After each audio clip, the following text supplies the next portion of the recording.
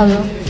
ভেবে দেখলাম তোমার শেষ প্রস্তাবটা আমি রাজি, মানে তোমার ছোট বোন নিতুকে আমি বিয়ে করতেছি। করো, সমস্যা নেই। বসো, এখানে এসে বসো।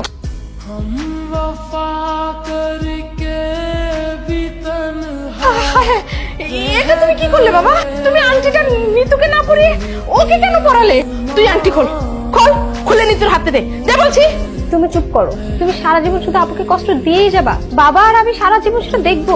নিতু, তুই সব কি করছিস? আপু, পরশু মা বাবার তোমাদের সবার কথা আমি শুনে ফেলেছি। সব কথা শুনে আমি তাকে বলি যে সবকিছু আমার মায়ের সাজানো নাটক। আর ভাইয়া সেদিন আমার সামনেই তোমাকে কল দিয়েছিল। আপু, তুমি এত ভালো কেন? তুমি আমার জন্য সবসময় এত ত্যাগ করতে চাও কেন? আমি তোকে কখনো সৎ বোন মনে করিনি, আমি সবসময় তোকে নিজের আপন বোন মনে করছি।